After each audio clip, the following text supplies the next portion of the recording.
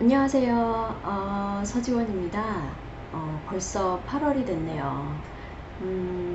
방학이 점점 끝나가는 걸 보면서 시간이 얼마 남지 않았구나. 또 조급한 마음이 느껴지기도 하고 연구할 것도 많은데, 그리고 또 수업 준비도 해야 되잖아요. 그래서 점점 더 바빠지는 8월인 것 같습니다. 오늘은 박사생 여러분들이 이제 디설테이션을 어떻게 써야 될지 고민을 하실 때 조금 도움이 될까 싶어서 준비를 해봤고요. 그래서 디설테이션을 쓰는 게 뭐 여러 가지 좀 스타일이나 타입들이 있어서 그 중에서 자기한테 맞는 이런 게 나한테 맞겠다 싶은 것들을 좀 찾는데 미리 도움이 될 것 같아서 이제 준비를 해봤습니다. 시작을 해보면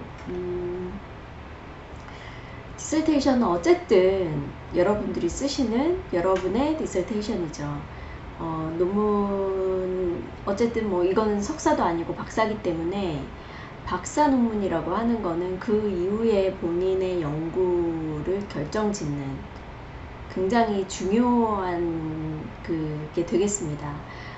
이때 어떤 주제로 논문을 쓰시는지에 따라서 그 이후에 그러니까 그 이후에 하실 연구들의 많은 것들이 좀 결정이 사실은 좀 되거든요.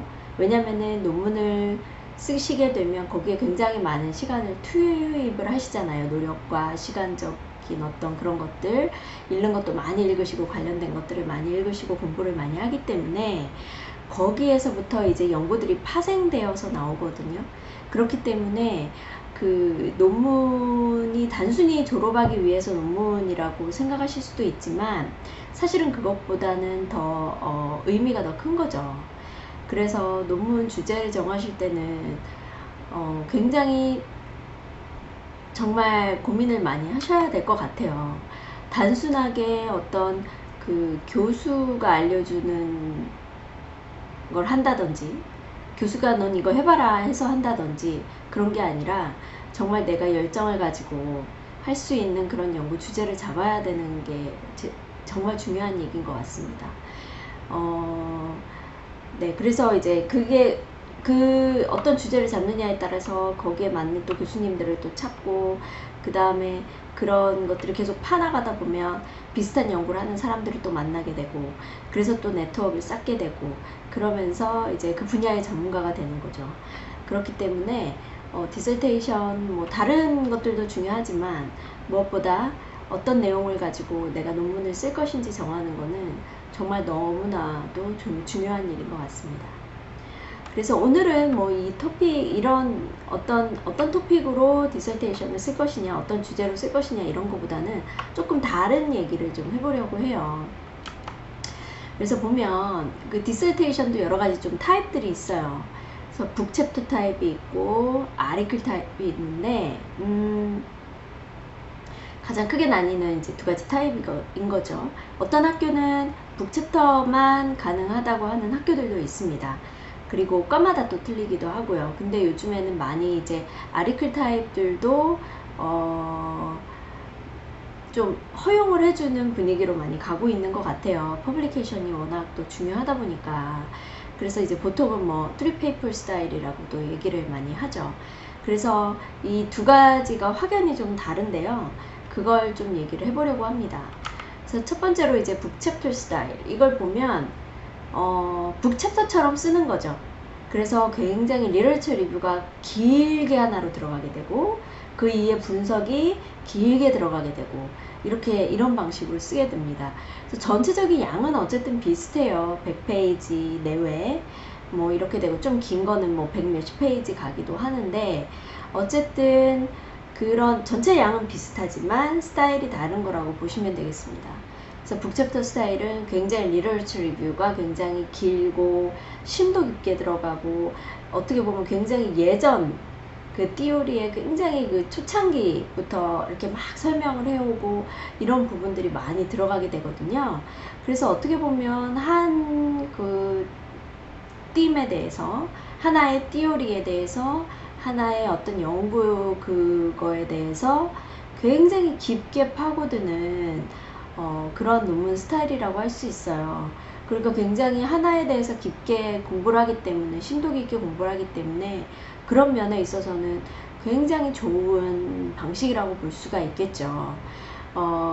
그래서 이제 뭐 보통은 뭐 하나의 데이터 가지고도 많이 씁니다. 왜냐하면 리터처 리뷰를 길게 들어가고, 그 다음에 그거에 따라서 나오는 하이포테시스를 뭐 분석을 해서 데이터 가지고 분석을 해서 그것들을 증명해 나가는 것들을 하기 때문에 데이터를 보통 뭐 한 가지만 쓰기도 하고 많이 하죠. 그래서 좀 어떻게 보면 데이터 분석하는 게 조금 쪼그라들 수도 있고요. 뭐 상황에 따라 다르긴 하지만 그렇기도 하고 합니다. 대신에 이제 이 부분은 저희 같이 이제 라이팅이 힘드시고 외국인이고 이런 사람들은 어떻게 보면 되게 힘든 과정일 수가 있어요. 굉장히 힘든 과정일 수가 있는 반면에, 대신에 나는 쓰는 게 너무 좋아, 읽고 쓰는 게 너무 좋아, 그런 분들은 선호를 하실 수도 있죠. 그리고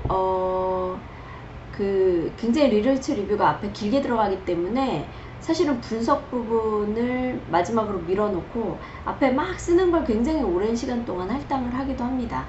그렇게 해서 하기도 하고요. 그 다음에 이제 이렇게 해서 논문을 쓰게 되면 퍼블리케이션은 그럼 어떻게 하느냐? 퍼블리케이션은 이걸 정리를 해서 나중에 여기서 이제 그 페이퍼 스타일로 정리를 해야겠죠. 그래서 보통 한 2개 정도의 페이퍼가 나오더라고요. 얘기들 들어보면 2개 정도의 페이퍼들이 나오는데, 많이 나오는 친구는 정말 저는 4개까지 나오는 사람도 봤어요. 그럼 굉장히 잘 쪼개가지고 페이퍼를 잘 쓰는 거죠. 그렇게 해서 4개까지 퍼블리싱 하는 것도 봤습니다. 대신에 이제 퍼블리케이션을 바로 그 상태로는 못하기 때문에 이걸 다시 정리를 하고 가공하고 이런 시간들을 또 별도로 들여야 되는 게 조금 안 좋은 점일 수는 있겠죠. 그런 부분들은 좀 있습니다. 그러고요. 그러면은 아리클 스타일은 어떠냐? 3페이퍼 스타일은 어떻게 되느냐? 그러니까 왜 3페이퍼 스타일이라고 또 얘기를 하냐면 3개의 페이퍼가 들어가는 거죠. 논문에. 그래서 하나의 그 큰 엄브렐러 팀 안에 3개의 아리클들이 이제 각각 배치가 됩니다. 하나의 그 챕터들로 해서 이루어지게 되겠죠.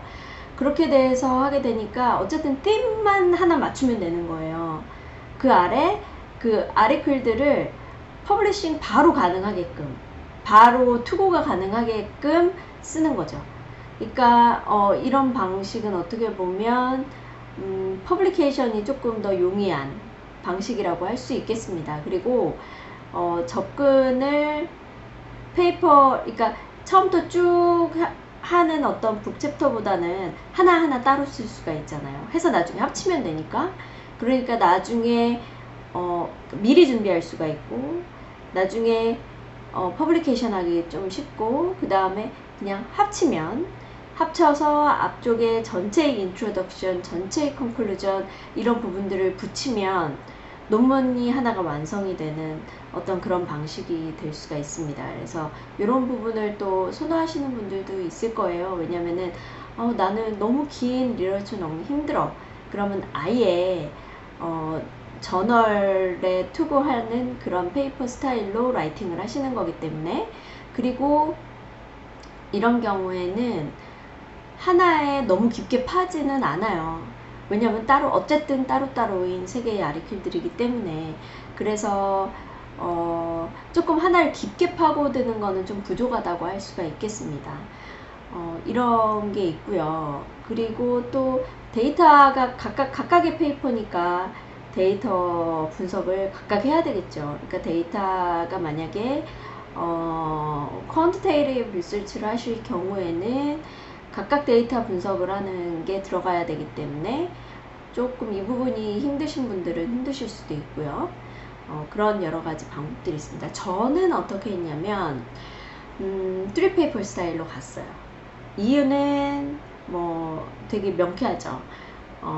전마켓에 나가야 되니까 퍼블리케이션이 중요하고, 그러려면은 아리클들로 써서 빨리 퍼블리케이션을 하는 게 더 저에게 유리한 방식이었기 때문에 저는 그 방향을 갔고요.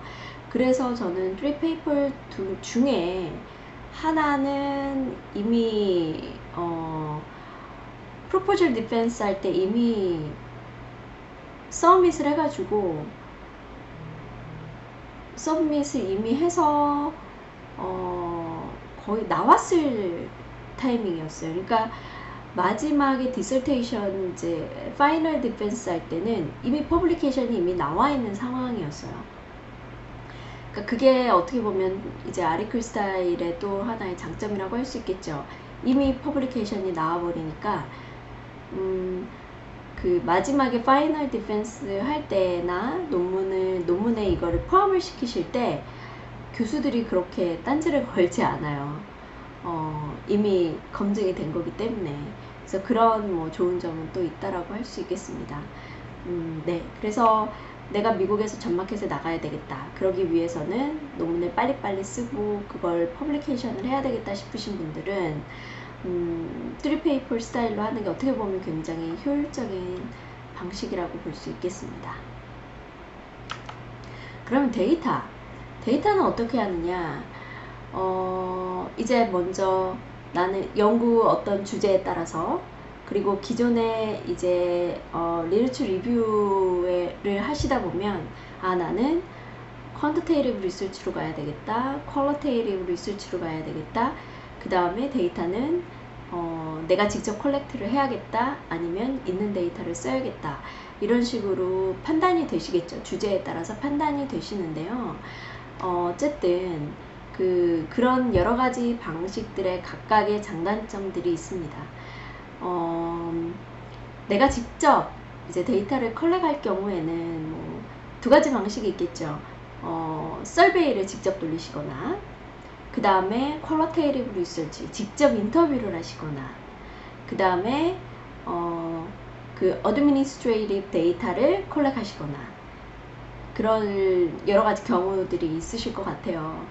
근데 이제 서베이를 직접 돌려서 하는 경우에 이제 장점과 단점이 있는데, 내가 직접 서베이를 할 경우에는 내가 나의 연구에 맞는 서비스 퀘스처네어를 내가 만들 수 있기 때문에 내 연구의 목적과 딱 맞는 그 리스폰스를 받을 수가 있는 거잖아요. 그러니까 그 부분에 대해서는 굉장히 어드밴티지가 많은 거죠. 기존의 데이터들에서는 내가 정말 묻고 싶은 그런 질문을 안 하는 경우들이 많기 때문에 내가 거기에 맞춰줘야 되잖아요. 그러니까 그런 부분에 있어서는 직접 컬렉트 하는 게 좋기는 한데, 문제는 이제 얼마나 이게 리스폰스 레이시 나올 것인가, 이 부분은 또 다른 문제예요. 제 친구 같은 경우는 정말 100개를 모으기가 힘들어서 정말 고생을 했거든요. 행정학이기 때문에 그 친구가 연구하는 거는 이제 로컬 가버먼트 관련된 거여서 그 로컬 가버먼트에 직접 그 담당자들 이메일을 그 사이트 일일이 들어가서 찾고 그 이메일로 그 다음에 서비스 뭐 퀄트릭스나 뭐 이런 걸 통해서 서베이를 보내고 이런 걸 하는데도 굉장히 오랜 시간이 걸렸는데, 사실 그렇게 사람들이 친절하게 답을 해주지 않잖아요. 특히 이제 그런 로컬 가버먼트에서 일하는 사람 자체가 많지 않고, 그 다음에 그 사람들이 그렇게 친절하지 않기 때문에, 그리고 이제 일단 커넥션이 없는 경우에는 더 힘들어요. 그리고 학생이다 그러면은 또 더 답을 잘 안 해주어서 그 친구가 고생을 많이 했고, 굉장히 뭐 몇 번에 거쳐서 리마인더를 보내고 했는데도 답이 너무 안 와서 나중에는 결국은 그 프린트를 또 다 했어요. 프린트를 다 해서 우편으로 또 보냈어요. 왜냐면 또 이메일도 안 나와 있는 사람도 많거든요. 그러니까 또 그거를 또 우편으로 붙이고 하는데, 이때 또 돈도 들잖아요. 프린트 해야 되고 뭐 하니까. 그 다음에 그거를 다시 받으려면 우표와 그 봉투를 다 동봉해서 또 같이 보내야 되기 때문에 비용이 또 상당히 또 들었거든요. 그런 어쨌든 그 부분을 몇 개월에 걸쳐서 굉장히 고생해서 컬렉트를 했는데 겨우 100개가 넘었는데, 그 다음에 미싱된 데이터들 있는 것들 또 빼고 뭐 하다가 빼고 이러다 보면 숫자가 또 확 줍니다. 그래서 굉장히 이게 좀 리스키한 부분이 많아요. 그래서 이런 부분을 좀 감안을 하시고 진행을 하셔야 될 것 같습니다. 그리고 그래서 이제 내가 직접 컬렉트를 하는데 좀 어드미니스트레이티브 데이터가 컬렉터블 하다 하면 그게 조금 나을 수 있어요. 왜냐면은 내가 4시간 들여서 그냥 열심히 하면 되니까. 대신에 이제 그런 데이터가 publicly available 하지 않으면 조금 힘들 수는 있겠죠. 저 같은 경우는 제가 3페이퍼 스타일 했다 그랬잖아요. 하나의 페이퍼가 이렇게 administrative 데이터를 제가 스스로 컬렉트를 했거든요. 컬렉트 하는 거 거의 뭐 한 학기 내내 걸렸던 것 같아요. 주로 이제 웹사이트나 이런 데서 많이 하실 거잖아요. 그렇기도 하고, 저 같은 경우 이제 소셜미디어 데이터와 그 조직의 홈페이지의 데이터를 긁어서 이제 합치는 뭐 그런 것들을 했었습니다. 그래서 하여튼 뭐 이런 장단점이 있고요. 그 다음에 existing 데이터 쓰는 경우가 사실은 뭐 편하긴 하죠. 있는 데이터를 쓰는 거니까 깔끔하게 정리도 돼 있고 데이터가, 그 다음에 무슨 코드북이라든지 메타데이터 뭐 이런 것들 다 있으니까 그냥 사용을 하면 되는데, 대신에 내 연구를 거기에 조금 맞춰야 되는 그런 조금 안 좋은 점이 있고, 데이터에 아무래도 의존하게 될 수밖에 없는 이런 부분들이 있습니다. 그래서 저는 이제 좀 전에 말씀드렸던 그렇게 제가 스스로 콜렉트했던 그 데이터 빼고 나머지 2개의 페이퍼는 기존에 있는 데이터를 썼어요. 저는 뭐 현실적으로 말씀을 드리면 학생들한테 그냥 있는 데이터 써라. 왜냐면 컬렉트 하는 게 너무 힘든 걸 많이 봐가지고 고생하는 친구들을 너무 많이 봤거든요. 그게 안 돼가지고. 그래서 있는 걸 그냥 쓰라는 조언을 좀 많이 하기는 합니다. 근데 이제 학생들이 정말 있는 데이터가 정말 내가 관심 있는 거에는 찾을 수가 없고, 이럴 경우에는 불가피하게 직접 설베이를 해야 되는 경우들도 있죠. 요즘에는 또 익스페리멘트 많이 하시기 때문에 이런 경우에는 또 조금 다른 문제인 것 같기는 해요. 하여튼 그렇습니다. 네. 그래서 제가 이것까지 다 말씀을 드렸네요. existing data 쓰는 방법들. 그래서 내가 정말 이걸 하고 싶지, 내가 진짜 컬렉트를 직접 하고 싶지 않은 이상은, 뭐 크게 호불호가 막 갈리지 않는 이상은 existing data, 그냥 있는 데이터 쓰셔도 되고요. 실제로 한국 데이터 쓰는 것도 나쁘지는 않아요. 근데 이제 고려를 하셔야 되는 게, 미국에서 잡마켓 나가실 경우에는 너무 한국 상황에 맞는 연구를 중점적으로 하시다 보면 그게 마이너스로 작용을 합니다. 그래서 좀 섞는다든지, 저처럼 이제 2개의 페이퍼는 existing 데이터를 썼는데 저는 한국 데이터를 썼고, 그 다음에 나머지 세 번째 아리클 페이퍼 같은 경우는 이제 미국 걸로 했거든요. 제가 컬렉트해서. 이렇게 섞는 방법이 사실은 조금 그나마 좀 나아요. 그리고 논문에도 너무 제목을 막 한국 이라고 막 한국 나라 이름을 이렇게 밝히는 거는 그렇게 좋지는 않은 것 같아요. 왜냐하면 그걸로 잡마켓 나가셨을 때 접촉을 하셔야 되기 때문에 한국 데이터를 쓰더라도 프레임워크나 그 다음에 발표하는 내용이나 이런 것들은 그거는 그냥 미국 상황에 맞추시는 게 맞는 것 같습니다. 근데 한국 데이터를 쓰는 이유가 뭐냐면, 한국 데이터들이, 좋은 데이터들이 사실은 굉장히 많아요. 한국이 데이터들을, 패널 데이터들도 많이 가지고 있고, 그것들을 굉장히 잘 제공을 해주고 있기 때문에 사실은 굉장히 고질의 하이 퀄리티의 어떤 데이터들이거든요. 그래서 그걸 미국에서보다 훨씬 좋더라고요. 그래서 이제 한국 데이터를 쓰시는 분들이 많고, 저도 그랬던 것 같습니다. 그렇게